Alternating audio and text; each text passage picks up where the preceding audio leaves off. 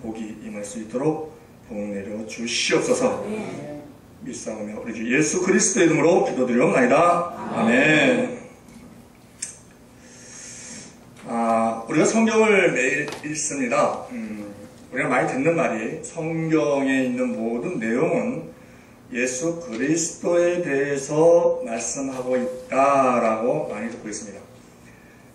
예수님께서도 그렇게 말씀하셨습니다. 요한복음 5장 39절에 너희가 성경에서 영생을 얻는 줄 생각하고 성경을 상고하거니와 이 성경은 곧 내게 대하여 증거하는 것이로다. 그런데 우리가 성경을 읽어보면 특히 구약 같은 경우는 그냥 뭐 이스라엘 역사인 것 같고 인간이 사는 어떤 사건들을 기록한 것 같고 여기서 무슨 예수 그리스도가 있는가 하는 것에 대해서 그렇게 와닿지 않는 부분이 있습니다. 그래서 설교가 필요합니다. 성경을 뭐 100독을 읽었네 200독을 읽었네 좋습니다. 그런데 그냥 읽으면 그냥 사건만 압니다. 사건만 알고 그 성경에 대해서 또 깊이 묵상을 하고 신구약을 같이 이제 이렇게 읽으면 성령께서 조명하여 주셔서 신구약에 이렇게 짝을 지어주시는 경우가 있습니다. 그 이사야 34장 16절에도 보면 너희가 여호와의 책을 자세히 읽어보라. 그것이 하나도 빠진 것이 없고 하나도 그 짝이 없는 것이 없나니 이는 여호와의 입이 이를 명하셨고 그 신이 이것들을 모으셨음이니라. 그래서 구약과 신약이 이렇게 짝이 지어질 때 거기서 어떤 깨달음이 올 수 있습니다. 이것이 단순한 사건을 기록한 것이 아니고 이게 예수 그리스도에 대해서 말씀을 해주고 계시는구나 하는 것을 우리가 깨달을 수는 있는데 그렇게 성경을 10번, 20번 읽는 것보다 제 경험상 설교 한 번 듣는 것이 훨씬 이해가 잘 됩니다. 그래서 하나님께서는 목사를 세우시고 이렇게 이 건물교회를 준비하게 하시고 모이게 하여 주시고 함께 이렇게 듣게 하신 줄로 믿습니다. 성경에서 예수 그리스도를 어떻게 찾을 것인가? 구약에서 특히 어떻게 찾을 것인가? 도피성이 있습니다. 도피성은 구약 하나님께서 직접 주신 그 법에 사람을 죽인 자는 죽일지어다 이렇게 되어 있습니다. 사람을 죽인 자는 창세기 9장 6절에 사람의 피를 흘리면 사람이 그 피를 흘릴지니 이는 하나님이 자기 형상대로 사람을 지으셨음이니라. 사람 자체가 다 귀하기 때문에 사람을 죽인 자는 죽여야 된다고 써 있습니다. 그런데 살인을 한 자가 도피성 42개 두 군데에 있는 그 도피성 중에 한 군데로 들어가면 그는 삽니다. 그 도피성이 살인을 하고도 가면은 사는 것이 도피성이구나 이렇게 생각할 것이 아니라 우리가 죄로 인해서 죽을 수밖에 없는 불못에 던질 수밖에 없는 그러한 우리 인생이었는데 망할 수밖에 없는 인생이었는데 예수 그리스도를 믿으면 우리가 사는구나. 그러면 그 도피성이 예수 그리스도의 그 역할을 사역을 이렇게 대변해주고 예표로 보여주는구나 하고 우리가 알 수 있다는 겁니다. 안식일이 있습니다. 안식일은 아무도 일을 하지 않습니다. 짐승도 일을 하지 않고 그 종들도 일을 하지 않고 그것을 반드시 지켜야 하는 것. 구약에서는 안식일을 지키지 않으면 죽이라고 되어 있습니다. 그 안식일은 쉬는 겁니다. 안식 그 자체로. 그런데 그것이 그냥 쉬는 게 무슨 의미가 있습니까? 이 땅에서. 그런데 그것이 영원한 안식을 주시는 예수 그리스도를 예표한다는 겁니다. 예수님 자신도 내가 안식일의 주인이다 이렇게 말씀하신 것을 그럼 안식일이 예수 그리스도의 우리가 영원한 안식을 주시는 그것을 예표하는구나 이렇게 볼 수 있습니다. 다윗은 싸움을 하면 이깁니다. 그것은 예수님께서는 싸우는 족속이 다 이기십니다. 그것을 보여준다고 볼 수 있습니다. 그 구약에 있는 사건이나 인물이나 모든 현상은 그거 하나가 전체를 반영하지는 않습니다. 그러나 부분적으로 예수 그리스도의 그 어떤 사역을 보여준다는 겁니다. 그림자이기 때문에 자세히는 안 보입니다. 그러나 형체로는 알 수가 있다는 겁니다. 다윗이 골리앗을 무찌릅니다. 그러면 작은 자가 강한 자를 무찔렀구나. 이런 세상 사람들 많이 씁니다. 작은 어떤 기업이 큰 기업하고 경쟁을 해서 이기면 다윗이 골리앗을 이겼다. 믿음도 없는 사람이 그렇게 씁니다. 비유로. 그런데 다윗이 골리앗 이겼다. 그게 무슨 의미가 있습니까? 그것은 예수님 아무리 다윗이 자기처럼 작고 초라하고 목동에 불과한 이런 사람이 하더라도 그 사울의 그 큰 그 장군이고 이런 것을 예수 그리스도와 함께 하면 그 아무리 큰 문제가 온다 하더라도 큰 적이 대적이 있다 하더라도 이기는구나. 그것을 보여주는 거라는 겁니다. 그 가나안 땅을 하나님이 약속의 땅으로 주셨습니다. 이스라엘 민족에 주셨는데 그 가나안 땅에 들어가서 여리고성을 칠 때 제일 먼저 만나는 것이 여리고성입니다. 여리고성을 칠 때에 하나님께서 말씀하십니다. 그곳에 들어가면 어린아이도 다 죽이고 노인도 다 죽이고 짐승 다 죽이고 그 양식까지도 다 태워버려라. 그러면 그걸 문자적으로만 보면 아이고 하나님은 너무 잔인하신 분이다. 그런데 그것이 우리에게 영적으로 주는 의미는 그 가나안 땅에 있는 7 족속, 가나안, 길가스, 브리스, 여부스, 아모리, 히위, 헷, 이 7 족속은 마귀를 상징하는 겁니다. 그 마귀에 대해서는 씨도 남기지 마라. 그리고 그 마귀와 관련되는 것은 먹는 것이라도 다 태워버려라. 그것을 우리에게 말씀하고 계시는 겁니다. 실제로 여리고성을 그 이스라엘 민족은 그대로 했습니다. 그 여리고성에 가서 그 발굴을 해보니까 거기에 실제로 쌀이 타갖고 있는 겁니다. 원래 전쟁을 해서 이렇게 얻는 것이 있으면 포로도 잡고 특히 여자들은 뭐 종들로 쓰고 뭐 그 유익하기 때문에 그 전리품을 취하고 그리고 식량 같은 경우는 뭐 그걸 태운다는 것은 그건 인간 상식에 어긋나는 겁니다. 그런데 하나님의 말씀에 의해서 다 태워버렸습니다. 왜? 마귀와 관계되는 거는 그래서 신약에서 말씀하십니다. 악은 모든 모양이라도 버리라. 아멘. 그 성경이 다 비유로 되어 있다는 겁니다. 그래서 예수님께서도 마태복음 13장 34절에 보면 예수께서 이 모든 것을 우리에게 비유로 말씀하시고 비유가 아니면 아무것도 말씀하지 아니하셨으니 이는 선지자로 말씀하신 바 내가 입을 열어 비유로 말하고 창세부터 감추인 것들을 드러내리라 함을 이루려 하심이니라.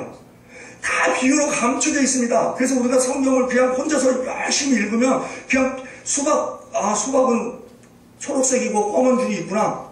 그것만 아는 겁니다. 수박 속에 빨갛게 되어 있고 씨는 까맣고 그 맛은 달고 그것을 모를 수가 있다는 겁니다. 그것을 알려주는 자들이 목사라는 겁니다.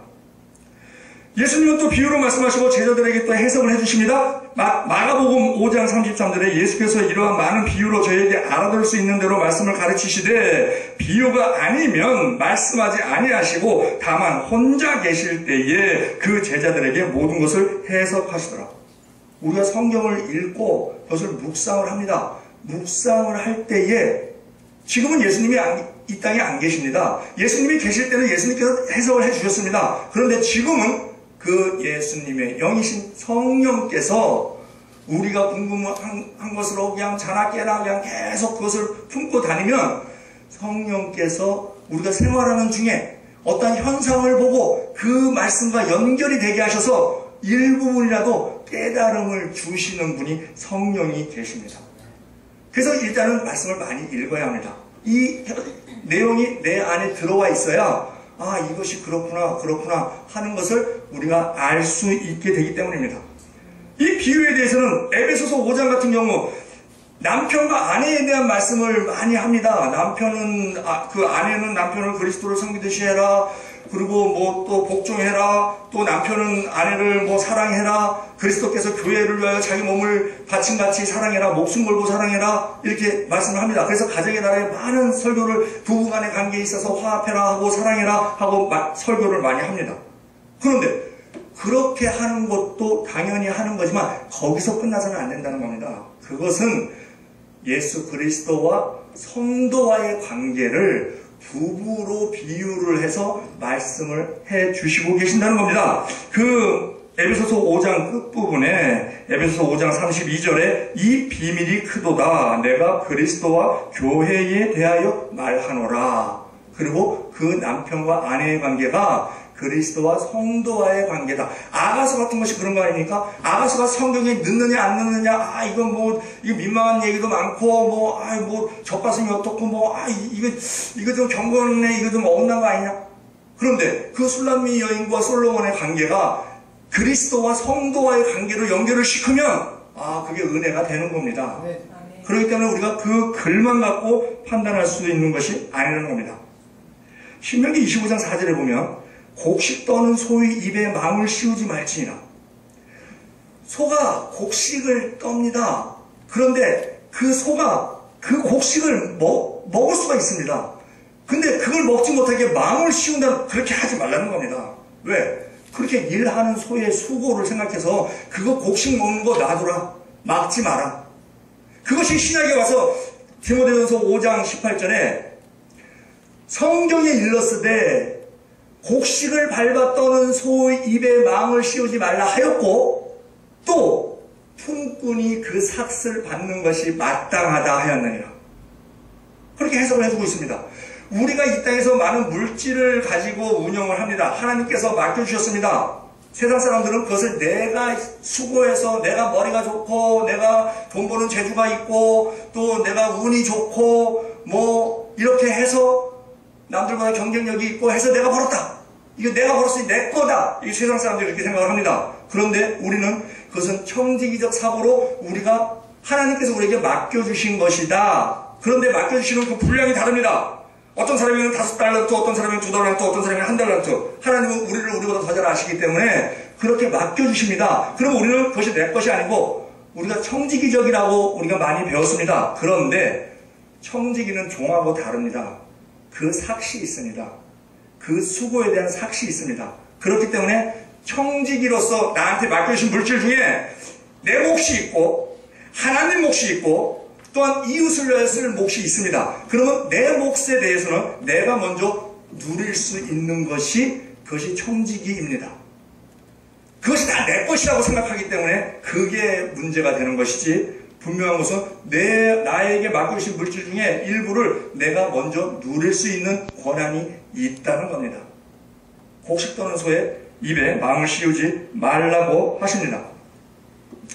바울도 그런 얘기를 합니다.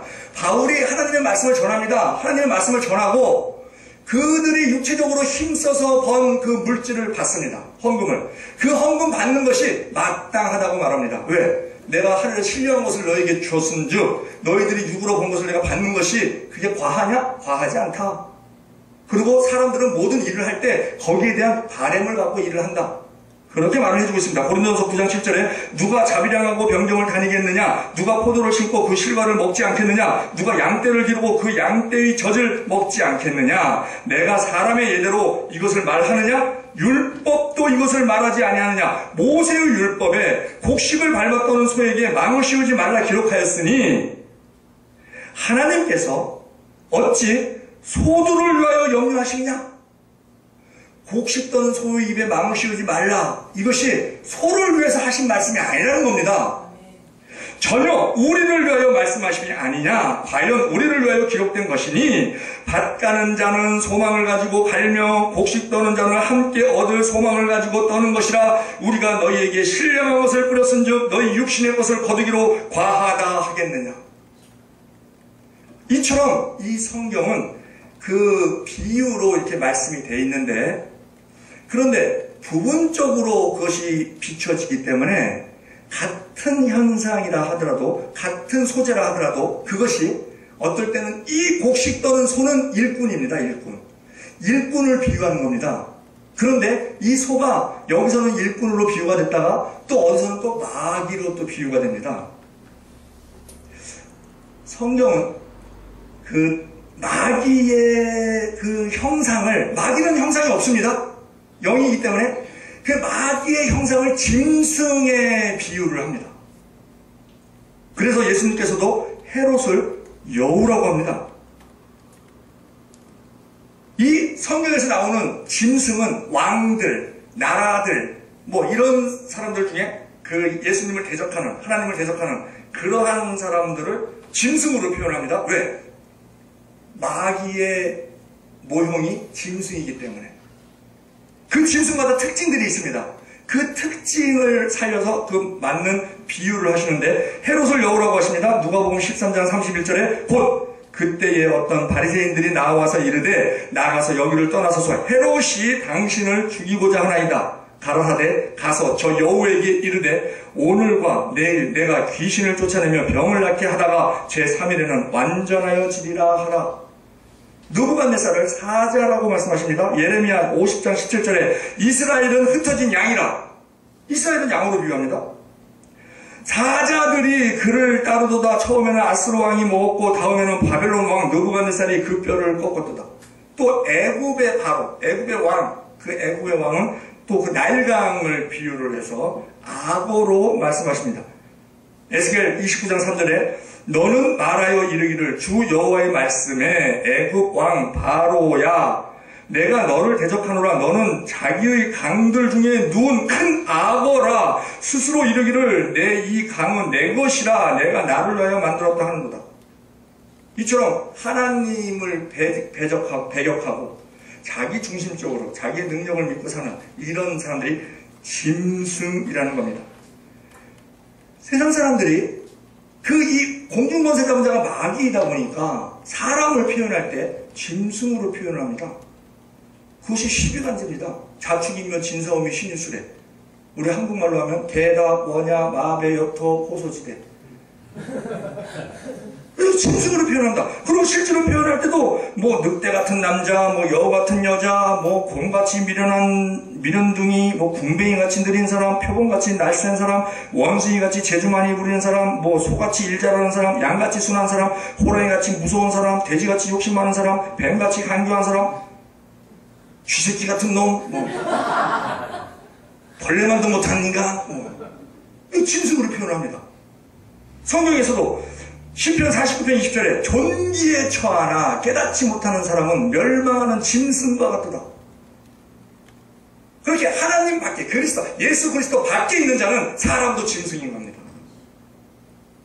아멘. 닭이 새벽 되면 웁니다. 닭이 짐승이죠.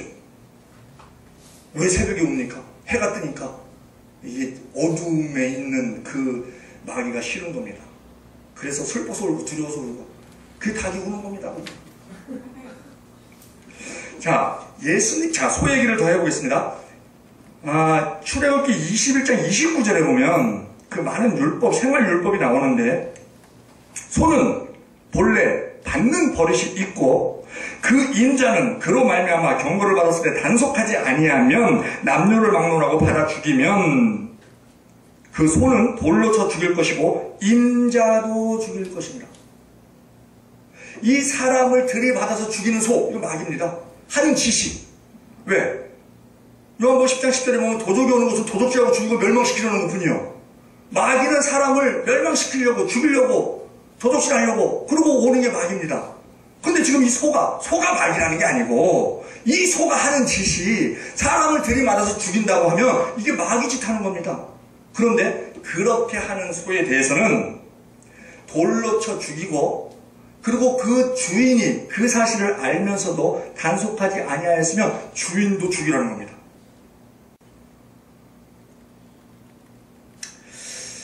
여기서 돌이 무엇이냐? 그러면 돌로 마귀를 쳐 죽여야 되는데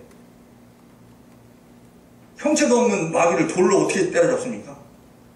성경에 많은 돌이 나옵니다. 흰돌, 모퉁이돌, 뜨인돌, 맷돌, 연자맷돌, 물맷돌, 차돌, 부싯돌, 거치는 돌, 반석, 바위, 기초돌, 머릿돌, 또 칠보석도 나와요. 홍보석, 황보석, 금공석, 금강석, 청보석, 남보석, 석류석, 녹보석, 지경석, 산돌, 베갯돌, 돌이 많이 나와요. 그런데 이 돌들이 부분적으로 보니까 예수님의 특성이 있더라는 겁니다. 왜? 돌은 어제나 오늘이나 영원토록 변함이 없습니다. 예수님께서 히브리서 13장 8절에 예수 그리스도는 어제나 오늘이나 영원토록 동일하시니라.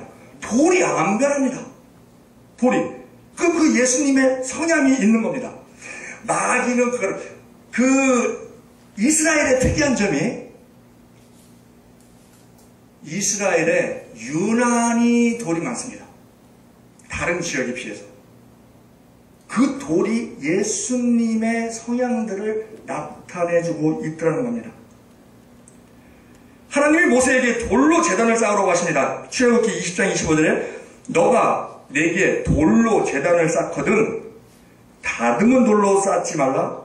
너가 정으로 그것을 쪼면 부정하게 함이니라. 돌로 제단을 쌓는다는 것은 그 돌을 예수 그리스도로 보면 우리가 신앙생활을 하면서 그 말씀 위에서 차곡차곡 그 신앙생활을 해나가는 겁니다. 제단을 쌓는 것은. 그런데 다듬은 돌로 하지 마시라는 겁니다. 말라는 겁니다. 왜? 다듬은 돌은 사람의 손이 가는 거기 때문에 인본주의적인 신앙 하지 마라 이겁니다. 그러나 지금 교회에 많은 인본주의가 들어와 있습니다. 제가 그 인본주의에 대해서는 주일날 말씀드릴 건데, 민주주의, 다수결 원칙 마땅치 않은 겁니다. 그리고 교회법, 우리 교단법 있습니다. 근데 거기도 잘못된 것들이 있다. 왜? 필요합니다. 권위를 인정하고 질서를 유지하기 위해서. 그런데 거기에 사람이 욕심이 들어가게 되면, 위에 있는 사람들의 욕심이 들어가게 되면 교단법이 이상해지는 겁니다. 다듬은 돌이 됩니다. 그 열린 예배, 새신자와 눈높이를 맞춘다고. 어떤 택하심을 받은 자들은 교회에 와서 뭔가 세상과 다른 것을 얻기를 원합니다. 그런데 교회 와보니까, 열린 예배 와보니까, 세상에서 하는 거 다 그대로 하네. 음악회 하고, 연주회 하고, 건전가요, 찬송가 섞어서 이렇게 연주하고, 느낌이 별로 없네? 세상에서 더 강한 느낌 주는 데도 있는데, 이렇게 될 수도 있다는 겁니다. 열린 예배가 다 그렇다는 건 아닙니다. 성령의 나타남과 인도하심으로 하지 않는 열린 예배는 오히려 사람들에게 실망을 줄 수 있다는 겁니다. 예수 그리스도로부터 멀어지게 할 수 있다는 겁니다. 아, 예수님 별거 아니네. 다른 거 없네. 똑같네. 그게 아닙니다. 우리 교회는 거룩한 장소입니다. 그리고 명예욕 같은 거. 내가 헌금을 많이 했다. 봉사를 많이 했다. 그런 것에 대해서 자기 의가 들어가면 그게 인본주의, 다듬은 돌이 된다는 겁니다. 그래서 하나님은 다듬은 돌로 하지 마라 하고 말씀하십니다. 이 소를 돌로 쳐 죽인다는 것은 마귀를 잡을 수 있는 방법은 오직 예수 그리스도뿐이라는 겁니다. 그런 의미에서 돌을 사용을 하는 겁니다. 창세기 28장에 보면 야곱이 형 에서에게 그 장자권을 강탈을 해서 에서가 죽이겠다고 난리를 치니까 저 800km나 떨어져 있는 하란으로, 외삼촌 하란에 있는 라반의 집으로 가다가 날이 저뭅니다. 한 달 정도 가니까, 한 달 이상 가니까 날이 저뭅니다. 베델 지역에서, 그 베델 지역에서 날이 저물어서 바닥을, 땅을 구들 삼아 하늘을 지붕 삼아 잠을 자다가 꿈을 꿉니다. 사닥다리가 나타나더니 천사가 오르락내리락 하고 그 사닥다리 위에 하나님이 계신 겁니다. 하나님이 말씀하십니다. 창세기 28장 10절부터 내용인데, 야곱이 브엘세바를 떠나 하란으로 향하여 가더니 한 곳에 이르러 해가 진지라 거기서 유숙하려고 그곳 한 돌을 취하여다가 베개를 삼고 거기 누워 자더니 꿈에 본즉 사닥다리가 위에 서 있는데 그 사닥다리가 하늘에 닿았고, 또 본즉 하나님의 사자들이 그 위에 오르락내리락 하고, 또 본즉 여호와께서 그 위에 서서 이르되 나는 여호와니 너희 조부 아브라함의 하나님이요 이삭의 하나님이라. 너가 누워있는 땅을 내가 너와 내 자손에게 주리니 내 자손이 땅의 티끌같이 되어 너가 서쪽과 동쪽과 북쪽과 남쪽으로 퍼져나갈 것이며 땅의 모든 족속이 너와 내 자손으로 말미암아 복을 받으리라. 내가 너와 함께 있어 너가 어디로 가든지 너를 지키며 너를 이끌어 이 땅으로 돌아오게 할지라. 내가 너에게 허락한 것을 다 이루기까지 너를 떠나지 아니하리라. 얼마나 위로가 되는 말씀입니까? 그래서 꿈에서 깨서 너무너무 감사해서 그가 하는 행동이 있습니다. 그가 하는 행동이 그 돌베개를 하고 잤습니다.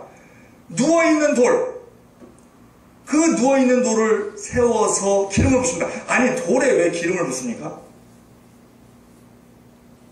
누워있는 돌은 무덤 속에 있는 예수 그리스도를 상징하고, 그것이 돌을 세움으로 인해서 부활하신 예수님을 상징하고, 거기에 기름 붓는 것은 오순절날 성령 강림이 있을 것이다 하는 것을 그림자로 보여주는 것입니다.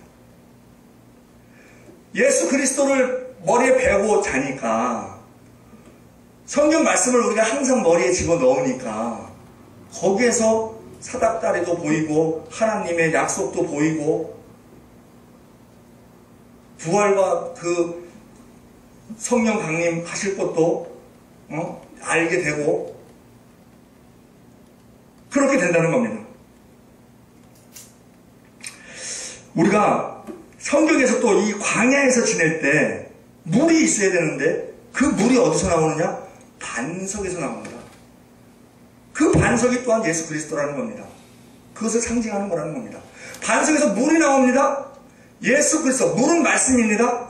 예수 그리스도에게서 말씀이 터져 나오는 그것을 먹고 그들은 그 물을 먹고 삽니다. 우리는 예수 그리스도의 말씀으로 우리는 사는 것입니다. 이 바위가 반석이 예수 그리스도라고 고린도전서 10장 4절은 말하고 있습니다.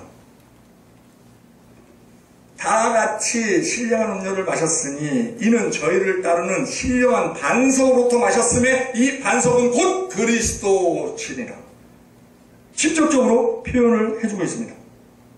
자, 이제 본문을 보겠습니다. 이처럼 지금 말씀드린 모든 내용은 성경은 이렇게 비유로 내용들이 감춰져 있다. 지금 오늘 본문에서 보면 3절에 그때에 예수를 판 유다가 그의 정죄됨을 보고, 이 정죄됨이라는 것은 사형 선고가 내려진 겁니다. 산헤드린 그 공회에서 그 장로들과 대제사장이 회의를 했는데 사형 선고를 내린 겁니다. 죽어야 된다, 죽여야 된다. 왜? 자기네 기득권에 많은 추종자들이 있기 때문에, 기득권에 해가 되기 때문에 죽여야 된다. 그런데 그 당시에는 로마 식민지 시대였기 때문에 그들이 사형 집행권이 없습니다. 그래서 그 사형 집행권을 가지고 있는 총독에게, 본디오 빌라도 총독에게 데려가서 그것을 집행을 하라고 압력을 넣는 겁니다. 그런데 이 본디오 빌라도 입장에서는, 자, 다른 데서는 이렇게 왕들이 다스리는데 이스라엘 민족의 소요가 좀 격하게 일어나는, 반란이 격하게 일어나는 그 지역에는 총독을 파견합니다. 그러면 총독은 자기가 바라는 것은 그겁니다. 자기가 다스리는 그 유대인들이 그냥 잠잠히 있기를 바라는 겁니다. 왜? 소요가 일어나면 자기가 문책을 당하기 때문에. 그래서 대제사장들하고 장로들의 말을 무시할 수가 없는 겁니다. 왜? 그것을 무시하면 또 촛불을 두고 난리 치니까.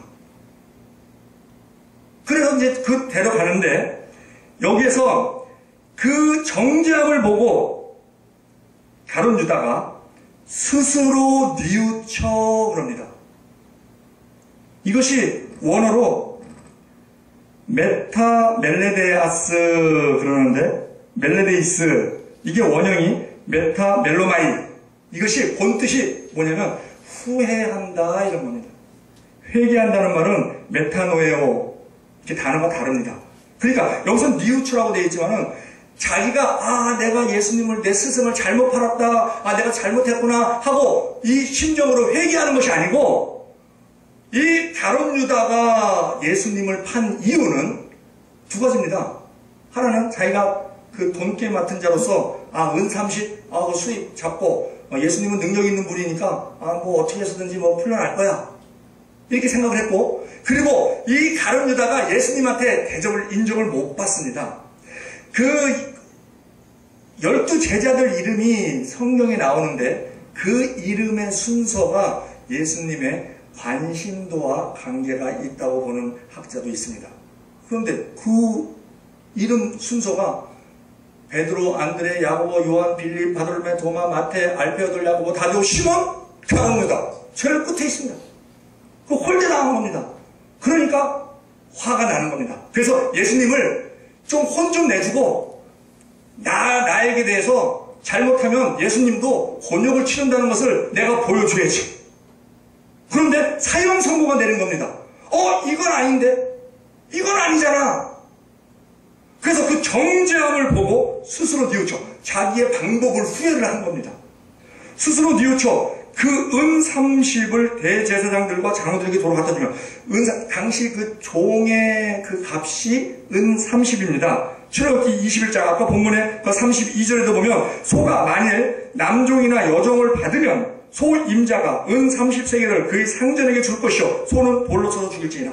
이렇게 종의 값이 은 30입니다. 그래서 은 30을, 그러니까 이것도 그 은 30이라는 것이 예수님 몸값으로 구약에 먼저 나와 있는 겁니다. 그런데 여기에서 좀 이상한 것이 은 30을 대제사장들과 장로들에게 도로 갖다 줍니다. 대제사장은 한 명이 있어야 됩니다. 그리고 대제사장은 종신직이기 때문에 두 명이 있을 수가 없습니다. 그런데 대제사장들과 원래 한 명이 있어야 되는데 안나스가 제사장직에 있으면서 자기 사이 가야바를 또 대제사장으로 임명을 한 겁니다. 예수님을 겟세마네 동산에서 체포를 해서 제일 먼저 데려가는 것이 안나스 대제사장, 그 전임 대제사장에게 데려갑니다. 왜? 안나스가 실세이기 때문에. 그리로 데려가는 것을 우리가 봅니다. 그래서 지금 안나스와 가야바, 제사장이 둘이 있다 보니까 대제사장들과 장로들에게 도로 갖다 주며, 그리고 5절에 보면 유다가 은을 성소에 던져놓고 물러가서 스스로 목매어 죽은지라. 성소에는 제사장들만 들어갈 수 있게 돼 있습니다. 유다가 얼마나 화가 났고 얼마나 지금 뭐 사리분별이 없고 막 나가는지를 보여주는 겁니다. 그냥 성소로 뛰어 들어가는 겁니다. 그래서 은 30을 담은 자루를 버린 것이 아니고 은 30을 그냥 다 내팽개친 겁니다. 그래서 그 다음에 나오죠. 그 장로들이 그것을 거두어서 여기저기 흩어져 있는 그 은을 거두어서 이것을 어떻게 할 것인가. 왜? 이것은 피값으로 지불한 거기 때문에, 예수님의 목숨값으로 지불한 거기 때문에 성소에 두는 것이 마땅치 아니하다. 그리고 거절을 합니다. 거절을 하는데 예수님이 진짜 죄로 인해서 돌아가셨다는 그것이 분명히 있다고 하면 가룟 유다가 다시 물르려고 할 때 예수는 죽어서 마땅한 존재야, 그러니까 물를 수 없어, 이렇게 얘기를 해야 되는데 우리는 상관없다, 우리는 모른다, 그 일에 대해서 책임 회피성 발언을 하고 네가 당해라, 네가 저지른 일 아니냐, 이런 것에서 보면 이들의 의도가 나옵니다. 그런데 이 목매어서 자살을 하는데 왜 가룟 유다가 자살을 했는가? 당시 로마의 그 문화에 보면 스승을 배반한 제자가 가장 영화롭게 죽는 그 길이 자결이라는 겁니다. 즉, 이 가룟 유다는 철저하게 세상 문화를 따르는 자입니다. 300데나리온 옥합을 깨려고 할 때도 저 300데나리온이면은 저걸 왜 깨서 허비를 하냐, 저거는 뭐 부자도 할 수 있고 얼마나 많은 그 1년 연봉이죠, 300데나리온. 그러면서 아까워하는 그 속마음이 입으로 나오지 않습니까? 그러니까 세상적으로 꽉 차 있는 사람이 가룟 유다입니다. 죽을 때까지 그 방법을 취하는 게 로마에서 하는 그 가장 스승을 배반한 그 자기가 다시 물으려고 하니까 안 되니까 이거 내가 책임을 져야 되겠구나, 그러면서 택한 것이 그 로마의 문화, 스승을 배반한 자가 가장 영화롭게 죽는 것이 자결이다. 그러고서 지금 몸에서 자살하는 철저하게 세상적인 사람이라는 것을 우리는 알 수가 있습니다. 이 자살은, 다른 사람의 생명을 죽이면 살인입니다. 내 생명을 죽이면 자살입니다. 생명은 다 하나님께 속한 것입니다. 그런데 다른 사람을 죽인 자는 연쇄살인자라 하더라도 그가 회개하면 천국 갑니다. 그런데 자살은 왜 천국을 못 가느냐? 우리가 죄를 지었기 때문에 천국 못 가는 것이 아닙니다. 회개하지 않았기 때문에 못 가는 겁니다. 자살에는 회개가 없습니다. 그래서 내 목숨 하나 죽이는 거지만 그는 지옥 가게 되어 있다는 겁니다. 100명을 죽인 1000명이 죽인 전범들, 그들도 회개를 하면 죄는 엄청 크죠. 말할 수 없이 크죠. 그렇지만 그가 진정으로 회개를 진정으로 했느냐 가식으로 했느냐 하는 것을 하나님만 아시죠. 그럼 진정으로 진짜 회개하고 그런다고 하면 그는 천국 들어갈 수 있습니다. 그러나 자살은 다르다는 겁니다. 차원이 다르다는 겁니다. 그가 회개를 한다면 자살을 안 할 겁니다. 우리나라에서 하루에 42명씩 자살한다고 합니다. 34분마다 1명씩 자살합니다. 세계적으로는 42초마다 1명씩 자살합니다. 이 40이라는 숫자가 상당히 기분 나쁜 숫자입니다, 사실. 7년에 그 3년 반, 후 3년 반, 그 어려움을 당하는 그 3년 반, 그게 42달입니다. 엘리야를 놀렸을 때, 대언을 하고 놀렸을 때, 숲에서 암콤 2마리가 나와갖고 그 선지생들을 죽인, 거기 아이라고, 성경에는 아이라고 나옵니다만, 그 죽인 숫자가 42명입니다. 씨벌레 사건으로 죽인 자가 42,000명입니다. 또한 후세가 아시아 형제들을 죽인 것도 42명입니다. 이 40이라는 숫자가 아주 기분 나쁜 숫자인데 지금 통계적으로 이렇게 나오고 있습니다. 7절에 보면 의논한 후 이곳을 토기장이의 밭을 사서 나그네의 묘지를 삼았으니 그럽니다. 우리가 토기장이 이렇게 생각하면 토기장이가 뭐 생각합니까? 하나님이 생각이 납니다. 하나님은 토기장이시, 우리는 그릇이다. 우리를 지으신 분이다. 우리를 크게 지으시든지 작게 지으시든지 금으로 만드시든지 하여튼 그릇을 만드시는 분은 하나님이시다 하는 것을 우리가 연상할 수 있고, 밭이라는 것은 씨를 뿌려서 열매를 거두는 곳이 밭입니다. 씨는 하나님의 말씀입니다. 그러면 토기장이의 밭이다. 이것은 문자적으로 보면 토기장이는 그 진흙을 이렇게 걷어서 그걸로 토기를 만듭니다. 그런데 그 토기장의 밭이라는 것은, 그것을 판다는 것은 그게 이제 더 이상 진흙이 나오지 않아서 토기장이가 쓸모가 없는 땅이 되어버린 겁니다. 그것을 이제 사는데 토기장의 밭이다 그러면 하나님의 씨앗, 하나님의 말씀이 선포돼서 그 채소든지 그 곡식이든지가 자라게 하는, 과실이든지 자라게 하는 그 밭, 그것이 교회입니다. 하나님의 말씀이 가야 자랄 수 있습니다. 성도의 신앙이. 그것이 교회인데 이곳이 그 저주받은 땅이 되어버립니다.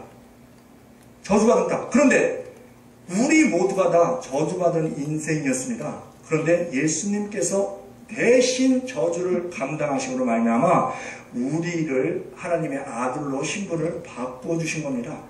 갈라디아서 3장 13절에 그리스도께서 우리를 위하여 저주를 받은 바 되사 율법의 저주에서 우리를 속량하셨으니 기록된 바 나무에 달린 자마다 저주 아래 있는 자라 하였습니다. 이는 아브라함의 복이 이방인에게 미치게 하고 우리로 하여금 믿음으로 말미암아 성령의 약속을 받게 하려 함이니라. 그러니까 이 토기장의 밭, 이것은 교회로 우리가 볼 수 있는데 나그네의 묘지로 삼았다는 겁니다. 이 나그네는 우리가 이 땅에서 살면서 우리가 예수를 믿으면 우리의 속사람은 왕같은 제사장이 됩니다. 그러나 이 땅에 사는 동안은 우리는 나그네로 삽니다. 베드로전서 2장 9절에 오직 너희는 택하신 족속이여 왕같은 제사장들이여 거룩한 나라여 그의 소유된 백성이니 이는 너희를 어두운 데서 불러내어 그의 귀한 빛에 들어가게 하신 자의 아름다운 덕을 선전하게 하려 하십니다. 너희가 전에는 백성이 아니더니 이제는 하나님의 백성이여 전에는 국류를 얻지 못하였더니 이제는 국류를 얻은 자니라. 사랑하는 자들아, 나그네와 해인 같은 너희를 권하노니 영혼을 거스려 싸우는 육체의 정욕을 제어하라. 우리가 이렇게 나그네 삶을 살다가 이 교회에서 우리가 다시 새로운 피조물로 태어나면 그 교회론을 설명해 주는 게 에베소서입니다. 그 에베소서 2장 19절에 보면 그러므로 이제부터는 너희가 외인도 아니요 손도 아니요 오직 성도들과 동일한 시민이요 하나님의 권속이라. 이렇게 우리가 신분이 바뀌는 겁니다. 자, 교회, 제가 제목을 교회, 성도들의 무덤인 교회로 했습니다. 죽어야 다시 삽니다. 죽지 않는 성도들이 있습니다. 예수님께서 말씀하신 그 중요한 말씀 중에 하나가 그 공간복음에 다 기록되어 있는 마태복음 16장 24절, 마가복음 8장 24절, 누가복음 9장 23절 세 군데 다 기록되어 있는 동일한 말씀. 누구든지 나를 따라오려거든 자기를 부인하고 자기 십자가를 지고 나를 쫓을 것입니다. 그런데 안 죽는 사람이 있습니다. 자기 부인을 안 하는 사람, 그 사람이 게으른 유다가 된다는 겁니다. 교회에 몸을 담고 있으면서 예배를 드리면서 하나님의 말씀을 들으면서 자기 자신을 버리지 않는 사람, 세상으로 꽉 차 있는 사람, 그게 게으른 유다였습니다. 그는 죽는 방법까지도 로마의 방법을 사용한 사람입니다. 그것을 좋다고 이용한 사람입니다. 그러므로 성도는 교회에서 철저하게 죽고 다시 살아야 한다는 겁니다. 에베소서 4장 22절에 너희는 유혹의 욕심을 따라 썩어져가는 구습을 쫓는 옛사람을 벗어버리고 오직 심령으로 새롭게 되어 하나님을 따라 의와 진리와 거룩함으로 지으심을 받은 새 사람을 입으라. 고린도후서 5장 17절에 그런즉 누구든지 그리스도 안에 있으면 새로운 피조물이라. 이전 것은 지나갔으니 보라 새 것이 되었도다. 그 이전 것이 지나갔으니 보라 새 것이 되었도다. 이것을 보여주는 것이 민수기입니다. 민수기 1세대 나와서 다 죽었습니다. 그리고 2세대에서 태어난 사람, 그 사람들은 그 성망만 바라보고 산 사람입니다. 애굽의 문화를 모릅니다. 그 사람만 들어가는 겁니다. 이전 것은 지나갔으니 보라 새 것이 되었도다. 성도가 새 사람으로 지으심을 받을 수 있었던 것은 전적으로 죄를 정죄하는 율법을 자기 육체로 폐하신 예수 그리스도의 십자가의 보혈의 공로입니다. 그 교회론을 계속 설명해주고 있는 에베소서 2장 12절에 그때에 너희는 그리스도 밖에 있었고 이스라엘 나라 밖의 사람이라 약속의 언약들에 대하여 외인이요 세상에서 소망이 없고 하나님도 없는 자이더니 이제는 전에 멀리 있던 너희가 그리스도 예수 안에서 그리스도의 피로 가까워졌느니라. 그는 우리의 화평이신지라 둘로 하나를 만드사 중간에 막힌 담을 허시고 원수된 곳 곧 의문에 속한 계명의 율법을 자기 육체로 폐하셨으니 이는 이 둘로 자기 안에서 한 새 사람을 지어 화평하게 하시고 또 십자가로 이 둘을 한 몸으로 하나님과 화목하게 하려 하심이라. 원수된 것은 십자가로 소멸하시고 또 오셔서 먼데 있는 너희에게 평안을 전하고 가까이 있는 데 있는 자들을 평안을 전하셨으니 이는 저로 말미암아 우리 둘이 한 성령 안에서 아버지께 나아감을 얻게 하려 하십니다. 오직 예수 그리스도의 그 은혜로 우리가 하나가 됐다는 것입니다. 자, 이 교회가 중요합니다. 하나님 예수 그리스도를 믿는 사람들의 모임. 그래서 교회는 두 사람 이상이 있어야 교회가 되는 겁니다. 지금 가난한 성도들이 많이 있습니다. 안 나가 성도들. 화상으로 인터넷으로 예배드리고 자기 나름대로 헌금 생활 한다고 온라인으로 헌금합니다. 자기 혼자 드리는 예배 아닙니다. 그것은 교회를 이룰 수 있는 자격이 안 됩니다. 그래서 두세 사람이 내 이름으로 모인 곳에 나도 너희 중에 함께 있느니라. 사람들이 그렇게 교회를 떠나는 이유가 사람에게 시험을 듭니다. 사람을 보고 믿는다는 겁니다. 사람이. 하나님을 보고 믿어야 되는데. 내 안에 하나님이 성령이 바로 계시다고 하면 사람이 나를 시험을 줄 때 그 사람이 불쌍해 보일 겁니다. 그리고 그 사람이 나에게 어떠한 말을 할 때 또 나를 돌아보게 하고 또 내가 잘못된 것이 있으면 고치고 근데 내가 잘못된 것이 없는데도 이상하게 그렇게 한다. 그러면 그 사람을 위해서 기도해주고 그러면 교회를 떠날 일이 없습니다. 그런데 사람한테 시험 들어갖고 교회를 떠나는 그것은 마귀에게 속는 겁니다. 자기의 영혼이 마귀에게 잡혀있는 겁니다. 왜? 마귀는 계속 그렇게 일을 합니다. 속이는 자가 마귀이기 때문에 계속 속입니다. 그렇기 때문에 속질 말아야 됩니다. 그래서 속이는 자와 속는 놈 그럽니다. 속는 자가 잘못되는 거라는 겁니다. 하나님께서는 이 교회라는 것이 히브리어 칼 우리 학장님께서 설명을 너무 자세히 해주셔서 제가 아주 뻥 뚫렸습니다. 히브리어 칼 안에서 밖으로 불러낸 자들의 모임 칼 세상에서 세상 밖으로 불러낸 자들의 모임. 그게 교회입니다. 히브리어로 에클레시아. 이 에클레시아가 그리스의 정치용어입니다. 그리스의 각 그 마을마다 그 장들이 있습니다. 근데 전쟁이 나면 그 장들을 소집을 합니다. 그래서 그 장들이 모여서 그 이 전쟁에 대해서 어떻게 할 것인가를 의논을 합니다. 그 모임이 에클레시아입니다. 그러므로 그 에클레시아는 지명하여 부른 자들의 모임인데 아무나 못 들어갑니다. 마을에 장은 돼야 들어갑니다. 그리고 나를 불러줘야 들어갑니다. 여러분, 우리 모두가 다 이 교회에 우리가 와 있어서 우리가 예배를 하는 이 이유가 하나님께서 우리를 지명하여 불러주셨기 때문에, 부르심을 못 받은 자들은 여기 참가할 자격이 없는 겁니다. 그들의 마음에 여기에 오고 싶은 마음도 없고, 그게 에클레시아입니다. 그럼 모여서 뭐합니까? 전쟁을 준비하는, 우리가 모여서 뭐합니까? 영적 전투 준비하는 겁니다. 그런데 분명한 것은 자격이 있는 자들을 부르셨을 때 그들의 모임이 에클레시아라는 겁니다. 하나님은 우리를 지명하여 부르시고 그냥 부르시기만 하신 것이 아니고 우리에게 능력도 주시죠. 누가복음 10장 19절에 내가 너희에게 뱀과 정갈을 밟으며 원수의 모든 능력을 제어할 권세를 주었으니 너희를 해할 자가 결단코 없으리라. 왜 해할 자가 없습니까? 하나님이 보호해 주시기 때문에 그렇습니다. 천군 천사로 둘러싸이게 해서. 이사야 43장 1절에 야곱아 너를 창조하신 여호와께서 이제 말씀하시느니라. 이스라엘아 너를 조성하신 자가 이제 말씀하시느니라. 너는 두려워 말라. 내가 너를 지명하였고 내가 너를 구속하였고 내가 너를 지명하여 불러나니 너는 내 것이야. 너가 물 가운데로 지날 때 내가 함께 할 것이야. 강을 건널 때 물결이 너를 침몰치 못할 것이요 불 가운데로 행할 때 불꽃이 너를 사르지도 못하리니 나는 여호와고 너의 하나님이여 이스라엘을 거룩한 자여 내 구원자임이라. 내가 애국을 속량물로 굳사스바를 너희 대신으로 주었노라. 내가 너를 보배롭고 존귀히 여기며 또 너를 사랑하였은즉 내가 사람들을 주어 너를 바꾸며 백성들로 내 생명을 대신하게 하리니.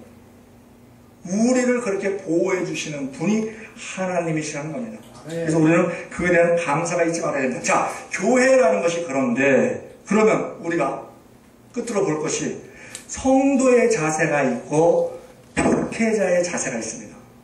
성도의 자세는 자 말씀으로 이 밭입니다. 밭. 말씀은 물입니다. 물을 줌으로 인해서 그 신앙이 자라게 하는 것. 말씀으로 인해서 신앙이 자라게 하는 것. 그런데 본인들이 해야 될 일이 자기 부인이라고 했습니다. 자기 부인은 자기를 깎는 겁니다. 그리고 자기 십자가를 지어야 되는데 자기 십자가는 고통입니다. 그리고 분명한 것은 나를 위하여 지는 것이 아니고 남을 위하여 지는 것이 십자가입니다. 그런데 나를 깎아야 되는데 자기 부인을 위해서 나를 깎아야 되는데 물이 돌을 깎습니다. 그것이 물맷돌입니다. 다윗이 물맷돌로 골리앗을 무찌릅니다. 즉 우리가 말씀으로 나 자신이 깎여서 물맷돌처럼 둥글둥글하게 원만하게 그렇게 되면 다윗이 그 골리앗 무찌른 것이 다윗 혼자 무찌른 게 아닙니다. 골리앗을 맞추는 것까지는 다윗이 했습니다. 그러나 물맷돌 그 둥근 돌이 골리앗 이마에 박힙니다. 이마를 맞추는 것까지는 다윗이 했는데 그것을 박히게 한 분은 하나님이십니다. 우리의 모든 일이 그렇게 될 거라는 겁니다. 우리가 깎이면 왜? 우리가 깎이지 않아갖고 물맷돌로 안 던지고 그냥 뭐 부싯돌이나 이런 걸로 던졌으면 박혔을 때 그거 하나님이 하셨다고 아무도 생각 안 합니다. 아 내가 뾰족한 돌을 던졌으니까 당연히 박히지. 근데 둥근 돌을 던졌는데 밝히니까 이거 하나님이 하셨구나. 그렇게밖에 생각 아니면 답이 안 나옵니다. 둥근 돌이 왜 박힙니까? 그냥 머리 깨지고 말든지 그러지. 그래서 우리가 할 일은 우리 자신을 깎아야 된다는 겁니다. 뭘로? 물로. 뭘로? 말씀으로. 그것이 우리가 능력을 받는 길입니다. 왜? 나 자아가 뾰족뾰족 나와 있으면 하나님이 능력을 주실 수가 없습니다. 왜? 그 뾰족거리는 거 보고 사람들을 찌르기 때문에. 그리고 이제 목사들, 여러분들이 다 이제 목회를 하실 분들입니다. 그런데 이 목회를 하는 데 있어서 이 목사분들이 해야 할 일이 잘 키우는 거죠. 경작을 잘 키우는 거죠. 물을 잘 주어서, 잘 보살피고, 잡초 잘 뽑아주고. 창세기 2장 5절에 보면 여호와 하나님이 땅에 비를 내리지 아니하셨고 경작할 사람도 없었으므로 들에는 초목이 아직 없었고 밭에는 채소가 나지 아니하였으며. 그런데 천지 창조할 때 셋째 날 이미 하나님은 그 씨 맺는 채소와 씨 가진 열매 맺는 나무를 다 만들어 놓으셨습니다. 창세기 1장 11절에 하나님이 가라사대 땅은 풀과 씨 맺는 채소와 각기 종대로 씨 가진 열매 맺는 나무를 내라 하시니, 과목을 내라 하시니 그대로 되어 땅이 풀과 각기 종대로 씨 맺는 채소와 각기 종대로 씨 가진 열매 맺는 나무를 그 종류대로 내니 하나님 보시기에 좋았더라. 저녁이 되며 아침이 되니 이는 셋째 날이니라. 들에는 풀이 많이 있습니다. 나무도 많이 있습니다. 이미 창조해 놓으셨습니다. 그런데 경작할 사람이 없었으므로 들에 초목이 아직 없었고 밭에는 채소가 없었다. 쓸만한 것이 없다는 겁니다. 그냥 뭐 잡초인지 채소인지 구분 없이 그렇게 자라고 있는 상황이라는 겁니다. 그래서 이 목회자가 성도들을 말씀으로 잘 키울 때 그 성도는 그 하나님이 쓸만한 열매를 내고 그 목회자가 쓸만한 열매를 냅니다. 그것이 복이라는 겁니다. 히브리서 6장 7절에 땅은 밭입니다. 그 위에 자주 내리는 비를 흡수하여 땅 가는 자들의 쓰기에 합당한 채소를 내면 하나님께 복을 받고 만일 가시와 엉겅퀴를 내면 버림을 당하고 저주함에 가까워 그 마지막은 불사름이 되리라.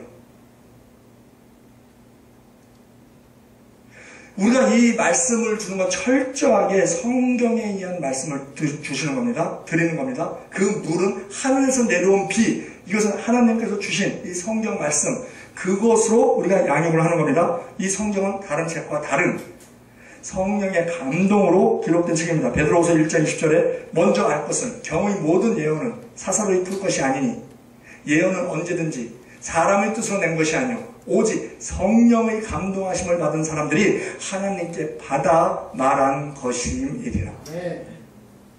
디모데 후서 3장 14절에도 너희가 배우고 확신한 데에 거하라. 내가 네게 배운 것을 알며 또 너가 어려서부터 성경을 알았나니 성경은 능히 너로 하여금 그리스도 예수 안에 있는 믿음으로 말미암아 구원에 이르는 지혜가 있게 하느니라. 모든 성경은 하나님의 감동으로 기록된 것으로 교훈과 책망과 바르게 함과 의로 교육하게 유익하니 이는 하나님의 사람으로 온전케 하며 모든 선한 일을 온전케 하려 함이니라. 성경이 우리에게 주는 것은 구원과 선하게 살아라. 이것을 우리에게 주는 것이라는 겁니다. 우리가 목회자로서 성도를 잘못 키우면 우리의 심판이, 벌이 더 크다는 겁니다.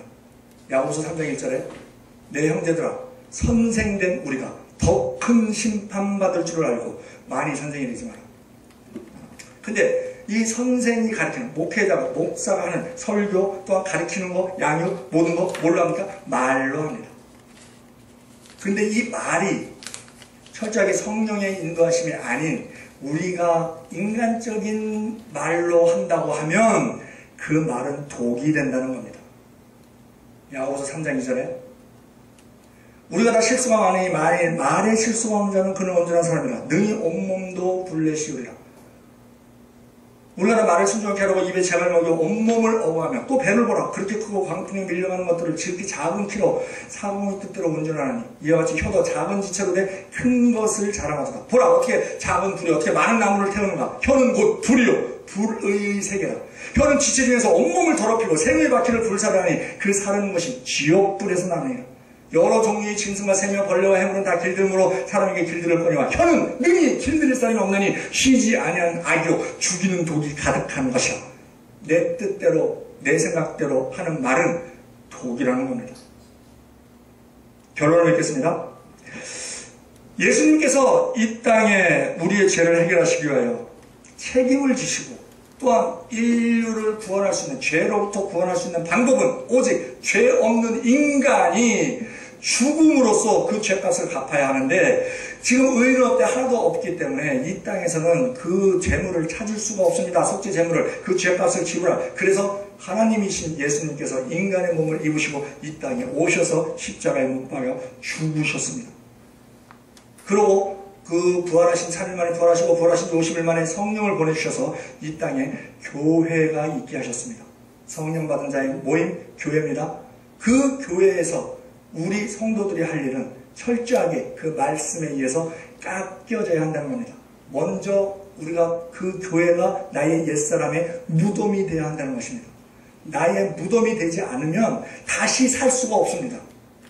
계속 옛사람으로 살면 죽을 때까지 갸론 유다가 되어서 죽을 때에도 그 세상법에, 세상 문화에 휩쓸려서 거기서 벗어나지를 못하고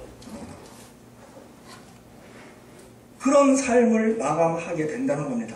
그래서 교회는 성도의 무덤이 되어야 하고 다시 부활하는 장소가 되어야 합니다. 또한 여러분들이 목회하실 때 그 하나님께서 맡겨주시는 양에 대해서는 철저하게 하나님의 말씀을 근거로 진리를 토대로 정확하게 알아야 됩니다. 베드로가 3번 부인했다는 것은 다 압니다. 그래서 제가 사람들에게 묻습니다. 베드로가 3번 부인한 장소가 어디냐? 어디서 3번 부인했느냐? 아무도 모르더라고요. 근데 아무도 모르는 게 당연한 게 제가 모를 만한 사람한테만 물었거든요. 저희 학자님한테 제가 질문 안 하잖아요. 근데 모르는 사람이 많더라고요. 가야바 법정에서 3번 부인한 겁니다. 안나스 법정에서 3번 부인한 겁니다. 처음에는 그 지키고 있는 여종에 의해서 부인하고, 그 다음에는 다른 사람에 의해서 비유하고, 세 번째는 그 겟세마네 동산 그 귀를 뱉던 말고의 인척이 물었을 때 부인하고, 그걸 부인했을 때 닭이 울고. 우리 몸에 많은 충이 있습니다. 해충, 요충, 십이장충, 촌충. 가장 무서운 게 대충. 성경을 대충 알더라는 겁니다. 대충. 그래서 우리 목회자들의 그 책임이 큰 겁니다. 왜? 우리가 전하는 대로 받아들이니까. 우리 모두가 다 이 교회의 소중함을 우리가 알고, 그 예수님께서 그 성경에서도 요한복음에서는 갸론 유다가 목매달아 죽었다 그럽니다. 사도행전에서는 갸론 유다가 배가 터져서 창자가 다 나와서 그 밭을 그 악에 담아 피밭이라고 했다 그럽니다. 그러면 목매달아 죽은 게 맞는 거야? 배가 터져서 죽는 게 맞는 거야? 둘 다 맞습니다. 그 밭에서 나무에서 목을 맸습니다. 목을 매서 죽었습니다. 죽었는데 이 사람이 죽으면 이 내장이 상합니다. 그래서 이 가스가 찹니다. 그래서 물에 빠진 사람이 뜨는 이유가 이 배에서 그 가스가 차서 그것 때문에 뜨는 겁니다. 물 위에. 그러다가 그 나무가 부러져서 떨어졌습니다. 떨어졌는데 밑에 뼈조각이 있었고 찍히면 배가 창자가 터지는 거죠. 우리가 성경 말씀 주신 거에 감사하고, 또한 우리가 주신 그 성도들을 맡겨주신 성도에 대해 감사하고, 우리가 분명히 알고, 또한 성도된 우리가 목사 이전에 먼저 성도가 돼야 됩니다. 왜? 성도 자기 부인이 있어야 되고 자기를 깎아서 물맷돌화 돼야 됩니다. 뾰족뾰족하면은 그 다면은 사람들 아프게 합니다. 그렇기 때문에 둥근 물맷돌이 되면 하나님께서 능력을 주셔서 하나님의 능력으로 이기는 겁니다. 우리가 하려고 하면 우리가 해도 독입니다. 왜? 자기 의가 살아서 교만해지기 때문에. 우리 모두가 다 그러한 하나님, 살아계신 하나님, 좋으신 하나님, 나의 아버지 되신 하나님, 그 하나님이 우리와 함께 하신다는 것에 감사하며 우리가 맡겨주신 모든 일에, 또한 우리가 성경 말씀대로 우리가 무장해서 나아가는 우리 모두 되기를 우리 주 예수 그리스도 이름으로 축원드립니다. 기도하겠습니다.